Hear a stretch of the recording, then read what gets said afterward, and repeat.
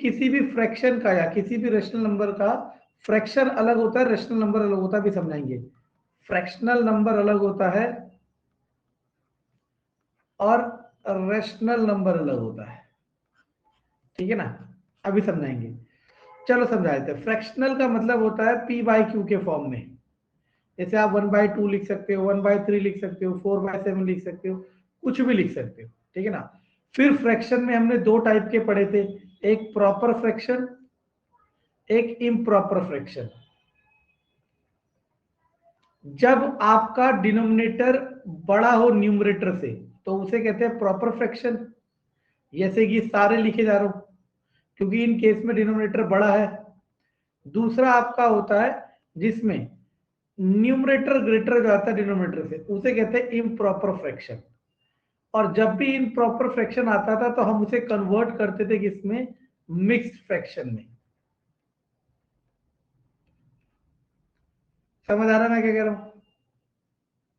Yes sir, yes sir. चलो, अब fractional number अगर मतलब पी बाई क्यू के फॉर्म में कोई नंबर है तो वो दो नंबर पॉसिबल हो सकता है, एक तो रेशनल नंबर हो सकता है और एक इररेशनल।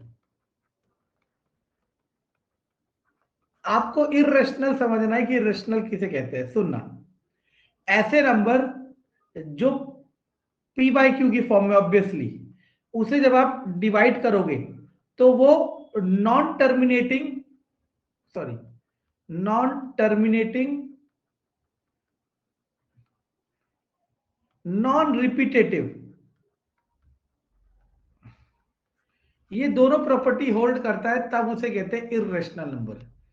जैसे आपने सपोज ले लिया, पाई ले लिया, पाई की वैल्यू 22/7, आप इसे डिवाइड करोगे तो ये एंड नहीं होगा। नॉन टर्मिनेटिंग का मतलब है जो एंड ना हो। सपोज आप 1/3 को भी डिवाइड करोगे 0.3333 सो ऑन, तो ये नॉन टर्मिनेटिंग है,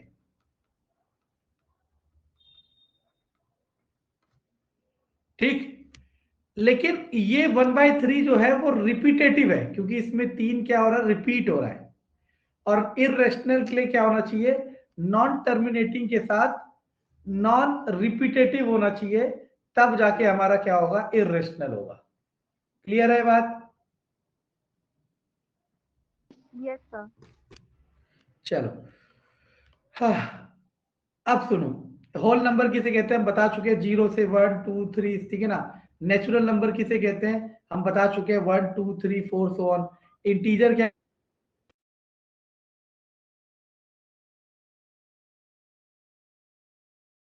सर सुनाई नहीं दे रहा।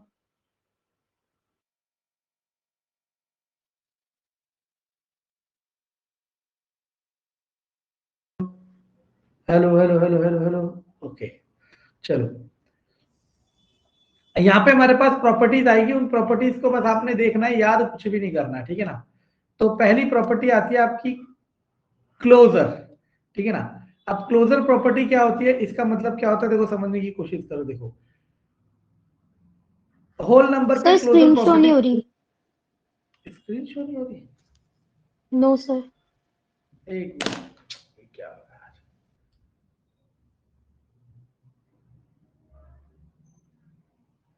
है, एक मिनट बस।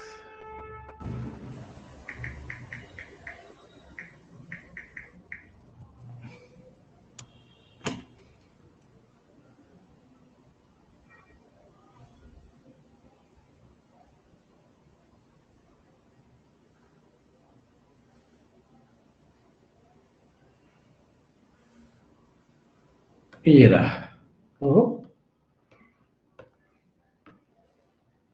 चलो। तो अब दिख रहा है सब कुछ। Yes sir. तो हमें कुछ प्रॉपर्टीज पढ़नी है, याद कुछ नहीं करना, समझना है। तो पहली प्रॉपर्टी आती है क्लोजर प्रॉपर्टी, ठीक है ना। बहुत आसान है, बस आपने पढ़ना है, याद नहीं करना, बार बार कह रहा हूं। क्लोजर प्रॉपर्टी का मतलब ये है, क्या है समझते हैं। सबसे पहले ये किसके लिए बता रहा है, होल नंबर के लिए। क्या है क्लोजर प्रॉपर्टी, अभी बता रहा हूं। देखो, जैसे आपने दो होल नंबर लिए, इसने दो होल नंबर लिए, एक 0 लिया, एक 5 लिया। आप कुछ और भी ले सकते थे, 2 और 3 भी ले सकते थे, आप कुछ और भी ले सकते थे, 11 और 15 ले सकते थे। अब इन होल नंबर्स को ऐड करोगे आप, तो आपको ऐड करके भी क्या मिलेगा, एक होल नंबर ही मिलेगा। तो क्लोजर प्रॉपर्टी का मतलब यही है कि आप जिन नंबर्स को ऐड कर रहे हो या जिन नंबर को सब्ट्रैक्ट कर रहे हो, मतलब होल नंबर को अगर ऐड कर रहे हो, होल नंबर ही मिल रहा है, ये क्लोजर प्रॉपर्टी है। देखो, whole numbers are close under addition, मतलब होल नंबर क्लोजर प्रॉपर्टी को फॉलो कर रहे हैं। क्यों? क्योंकि अगर आप दो होल नंबर को ऐड करोगे, if you are adding two whole numbers, you will definitely get a whole number, ये प्रॉपर्टी का मतलब है। लेकिन अब ऐसा नहीं है कि ये प्रॉपर्टी हर जगह अप्लाई होगी। अब इन्होंने सब्ट्रैक्शन में शो कर रखी है, और इसके जो क्वेश्चन आएंगे वो स्टेटमेंट वाले आएंगे, हम पहले भी बता चुके हैं।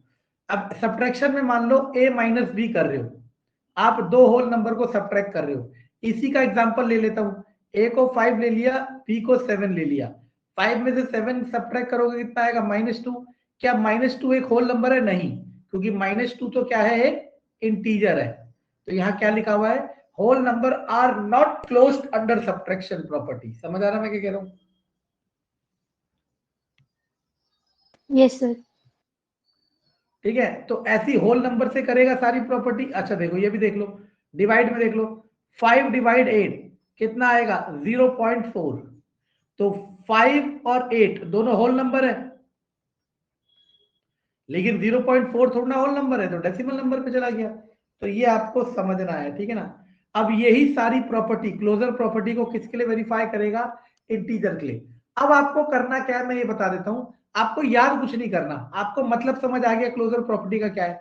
सपोज आपके पास एक स्टेटमेंट लिखा हुआ है कि इंटीजर्स, ये स्टेटमेंट लिखा हुआ है, और ये वेरीफाई करना है कि ये ट्रू है। हाँ सर, तो इसका मतलब ओनली एडिशन और मल्टीप्लिकेशन ही क्लोजर प्रॉपर्टी को सेटिस्फाई करता है, सब्ट्रैक्शन और डिवीजन सेटिस्फाई नहीं करता होल नंबर के लिए, होल नंबर के लिए, राइट। हाँ। और याद करने की बजाय, जैसे मान लो होगा क्या, पेपर में ये स्टेटमेंट देगा आपको, आपको ट्रू और फॉल्स ही करवाएगा, which of the following statement is correct और रॉन्ग, है ना। तो आपको करना क्या, जैसे स्टेटमेंट लिखा है integer are closed under subtraction, आपने का भी चेक कर लेती हूँ, a माइनस बी। आप a और b को कोई भी दो इंटीजर रख के देख लो, आपने इसको 7 रखा, इसको 5 रखा, 2, ये दोनों इंटीजर है, ये भी इंटीजर है। इसको 5 रखा, इसको 7 रखा, -2, ये भी इंटीजर है, ये भी इंटीजर है। हाँ, ये फॉलो करता है। तो आपको याद करने की बजाय, क्योंकि याद कितने करोगे, होल नंबर के लिए अलग है, इंटीजर्स के लिए देखो सब्ट्रैक्शन भी फॉलो कर रहा है, ठीक है ना, मल्टीप्लिकेशन भी फॉलो कर रहा है, डिवीजन फॉलो नहीं कर रहा। इसके बाद आएगा, रेशनल नंबर का भी दिया है, नहीं रेशनल नंबर, हाँ दिया है, देखो रहा, ये रेशनल नंबर का। तो किसका, होल नंबर का, और इंटीजर का, और रेशनल नंबर का, इन तीन की क्लोजर प्रॉपर्टी को आपको एक जगह लिख लेना है कि सपोज होल नंबर को लिखोगे तो लिखोगे प्लस माइनस मल्टीप्लाई डिवाइड, किस में यस है किस में नो है, ये करके लिखोगे किताब में से देख के, या पहले करोगे फिर किताब में देख लोगे कि सही है कि गलत है। नहीं समझ आएगा तो आप पूछ सकते हो, मैंने बता दिया क्या करना है, ठीक है ना। फिर आप इंटीजर की लिखोगे, फिर आप रेशनल नंबर की लिखोगे। और ये बहुत सेंसिटिव डाटा है क्वेश्चन आने के लिए, क्योंकि इससे क्वेश्चन जब बनेगा, और जिसने नहीं कर रखा होगा और उसे अगर क्लोजर प्रॉपर्टी का मतलब ही नहीं पता, तो वो हाथ पैर ही मारेगा और कुछ नहीं कर सकता, ठीक है। Okay sir. Okay sir. हाँ, चलो देखो, ये वही चीज आ गई, ट्राई दिस होमवर्क, जो भी मैंने कहा ना टेबल बनाओगे, इसने ये कंबाइन कर दी, तो सही है। इसी को बनाना, इसे फिल कर लेना अपने आप ट्राई करके। आप में से कोई चाहे तो याद कर सकता है, लेकिन मैं याद करने को सजेस्ट नहीं करता। करना कैसे है, स्टेटमेंट लिखी होगी, आपको ट्रू और फॉल्स चेक करना है। तो आपको क्या करना है, जब ये टेबल आपकी भर जाएगी, जैसे यहाँ पे यस है, तो ये क्या कह रहा है, इंटीजर सब्ट्रैक्शन में क्लोजर प्रॉपर्टी शो करता है। तो आप इसे वेरीफाई करके देखो करता है नहीं करता है, a माइनस बी करो, रख रख के देखो, यस आता है तो आप समझ जाओगे। हाँ, मतलब आप वेरीफाई करना सीखो याद करने की बजाय, क्योंकि याद करना मुश्किल हो जाएगा। सर, एक क्योंकि एक रैशनल दो, नंबर का एग्जांपल देना। बहुत आसान है, रेशनल नंबर का ले लो, a by B plus C by D, दो रेशनल नंबर को ऐड कर दो, 1/2 प्लस अच्छा, मतलब जो बस फ्रैक्शन के 1/3, फॉर्म में, ठीक है। हाँ जी। ठीक है। Okay sir. अभी आप इस क्लास 8 की स्टेज में ऐसा काउंट कर सकते हो कि रेशनल नंबर मतलब जो फ्रैक्शन में है, क्योंकि क्लास 8 के सिलेबस में इरेशनल नंबर है ही नहीं। क्लास 9th के सिलेबस में आता है, ठीक है ना। तो इसीलिए क्लास 8 लेवल का जो क्वेश्चन होगा उसमें वो इरेशनल वाले, मतलब देखो मैंने क्या कहा, फ्रैक्शनल में एक रेशनल होगा, एक इरेशनल होगा। इरेशनल क्लास 9th में स्टार्ट है और आप पढ़ रहे हो 8th क्लास, तो आप अभी इन शॉर्ट ये समझ सकते हो, मान सकते हो कि फ्रैक्शनल ही रेशनल होता है अभी फिलहाल के लिए, ठीक है ना। अब तो आती है सर वो फिर हमें आगे प्रॉपर्टी जो 9th का भी पढ़ना पड़ेगा? सिलेबस में तो नहीं है और नहीं पढ़ना, लेकिन मैंने इरेशनल की प्रॉपर्टी आपको बताई दी कि दो प्रॉपर्टी होती है, नॉन टर्मिनेटिंग और रिपीटेटिव। सर बस आप नॉन एग्जाम रिपीटेटिव ओरिएंटेड ही बता दो, क्योंकि अब टाइम भी नहीं है ना फिर इतना। तो मैंने बता तो दिया, यही प्रॉपर्टी है। हम्म। इसमें होगा क्या, वैसे तो आएगा ही नहीं, लेकिन अगर आएगा तो आपको 2-3 नंबर देगा, 4 नंबर देगा और पूछेगा कौन सा इरेशनल है। तो आपको करना क्या होगा, ये दोनों प्रॉपर्टी जिसमें वेरीफाई हो रही होगी, जैसे मान लो एक नंबर दिया 1.33 डॉट डॉट डॉट, एक दिया 1.44564456 डॉट डॉट डॉट, एक दिया 1.7373 डॉट डॉट डॉट, एक दिया 1.81245678। अब देखो, ये भी नॉन टर्मिनेटिंग, ये भी नॉन टर्मिनेटिंग, ये भी नॉन टर्मिनेटिंग, ये भी नॉन टर्मिनेटिंग, पहली प्रॉपर्टी सभी फॉलो कर रहे हैं। अब आपको देखना है कौन नॉन रिपीटेटिव है, और नॉन रिपीटेटिव कौन है, सिर्फ ये वाला। सर एक Yes, sir. रैशनल नंबर का मल्टीप्लिकेशन भी दिखा दीजिए ना। ओके, 1/2 इंटू 1/3, कोई भी दो रैशनल नंबर 1/6, समझ गए। Yes sir. अब आती है वही प्रॉपर्टी जो हम पहले पढ़ चुके हैं कि कॉम्यूटेटिव प्रॉपर्टी।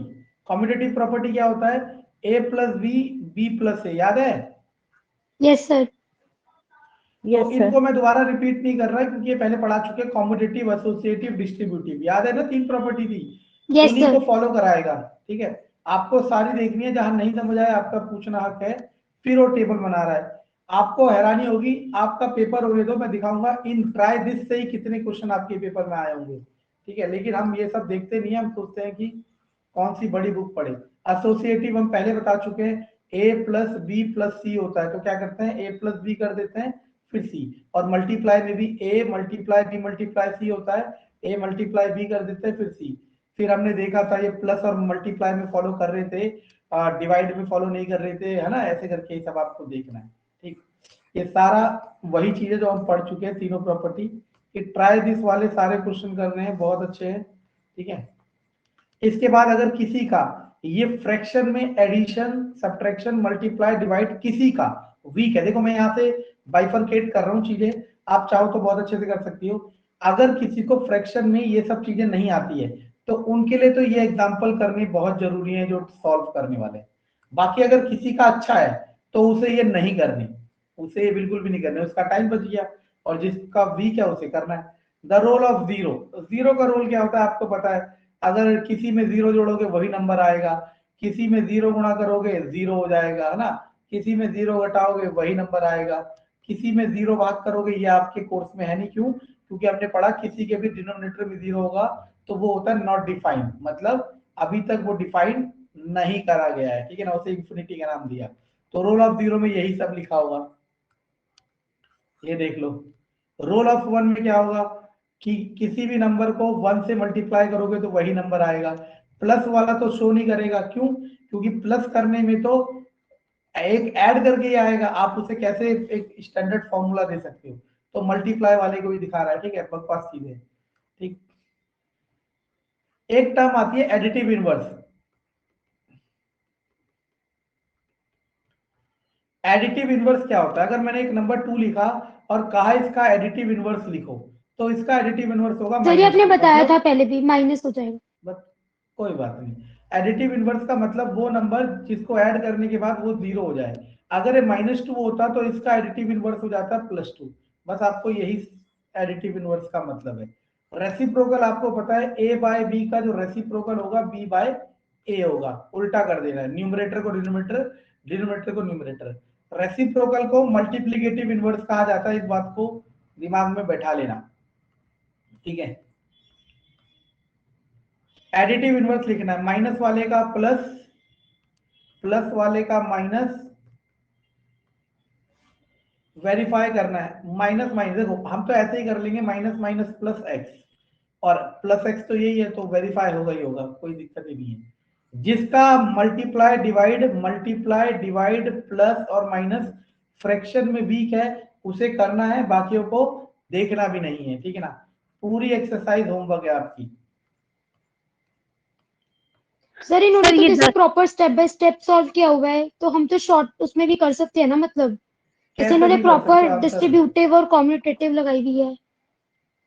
नहीं, आपके ऊपर है, आपको देखो मैं क्या कह रहा हूँ, वो तो आपको आप वो समझ रहे हैं कि 7th क्लास के बच्चे, और आपको सिखा रहा है कि बेटा हमने यहाँ पे ये लगाया, आपने यहाँ पे लगाया। आपको ये समझ आना चाहिए इस स्टेज में कि कॉम्पिटिटिव प्रॉपर्टी कहाँ लगी है। जरूरी नहीं है कि आपको लगानी है, जब आप इस आंसर को देख रहे हो तो आपको पता चलना चाहिए हाँ यहाँ पे कॉम्पिटिटिव लगी है, हाँ यहाँ पे डिस्ट्रीब्यूटिव लगी है, ताकि पेपर में जब पूछे तो आप कॉम्पिटिटिव डिस्ट्रीब्यूटिव को पहचान सको।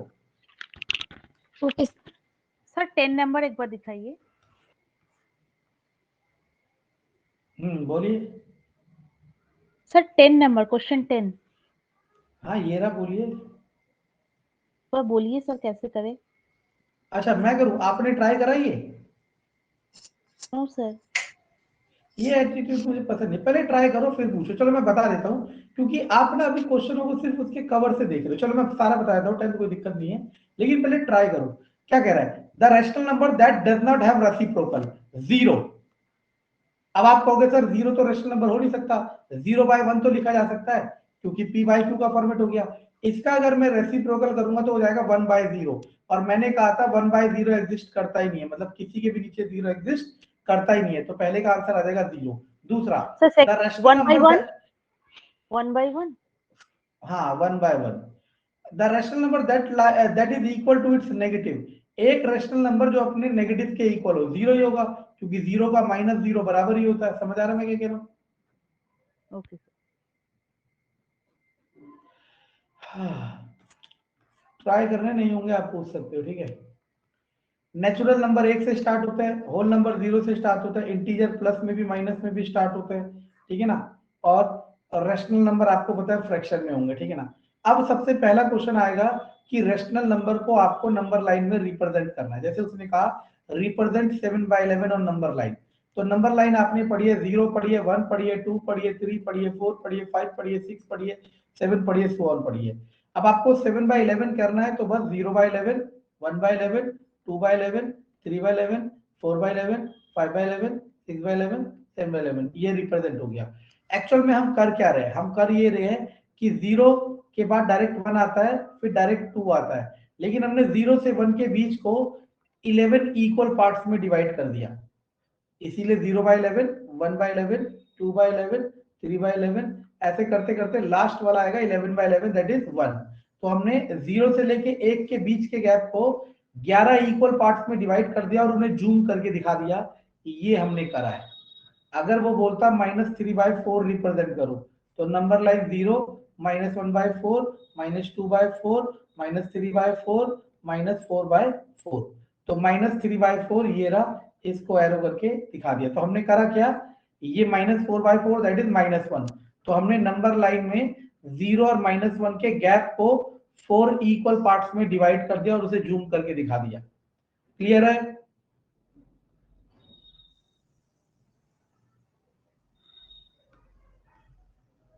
क्लियर है?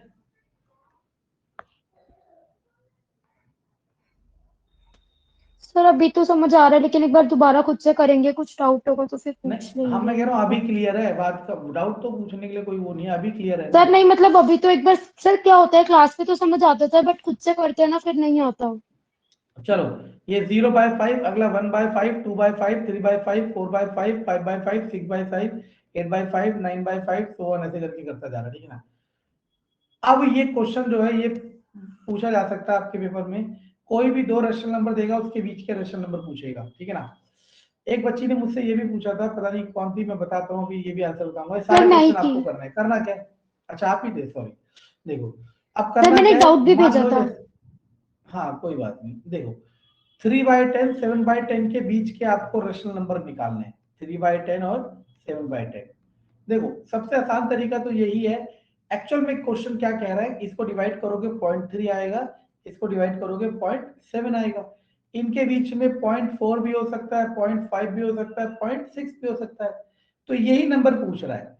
लेकिन अब जब हर बार डिवाइड करना पॉसिबल नहीं होता, तो इसलिए हम क्या करते हैं, बिना डिवाइड करे हम लोग इनके डिनोमिनेटर को सेम रखते हैं, जो कि इस क्वेश्चन में सेम पहले से है, बस न्यूमरेटर को बढ़ाते चलते हैं। 3 के बाद 4, सॉरी 4, 4 के बाद 5, 5 के बाद 6, तो ये हमारे क्या हो गए, 3 रेशनल नंबर हो गए।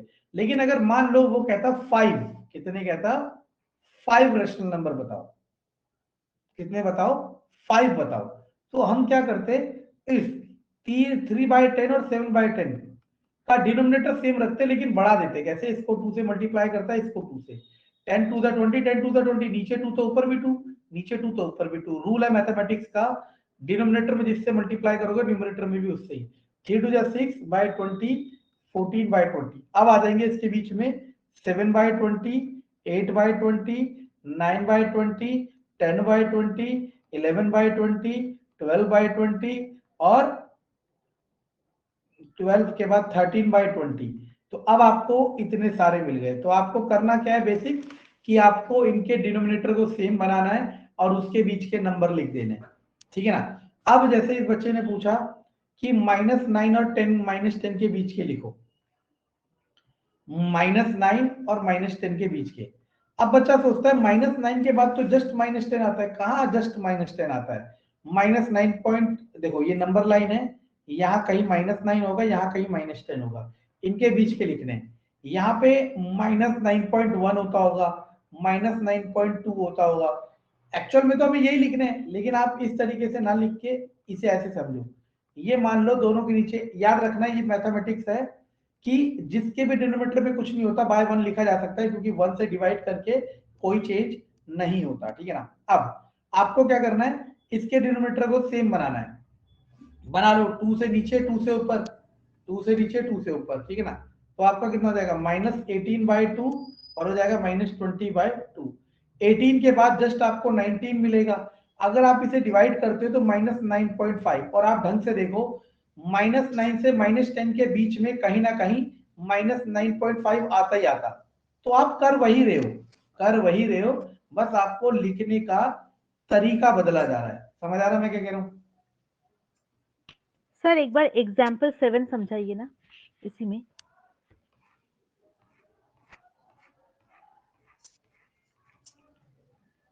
कह रहा है 10 रेशनल नंबर बताओ -5 और -5/6 और 5/8 के बीच में।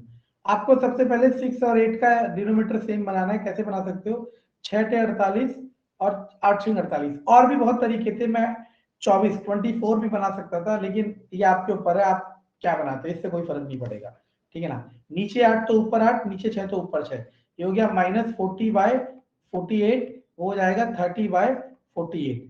अब -40 और 30 के बीच में कितने हो सकते हैं सोचो।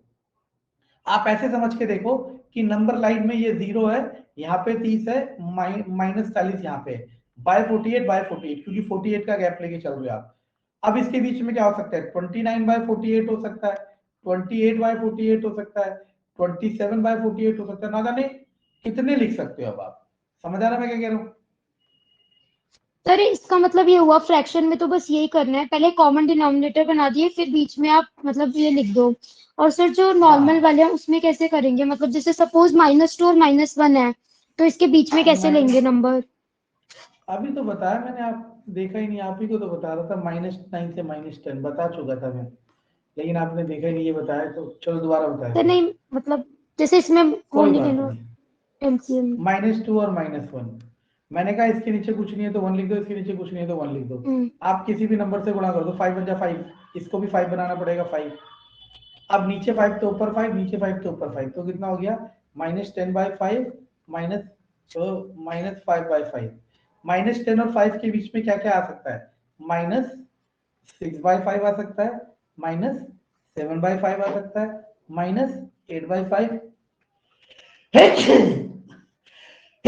अब आपको 4 ही मिले, सर मान लो 5 चाह रहा है वो, तो आप क्या करोगे, 5 की जगह 10 से कर दो।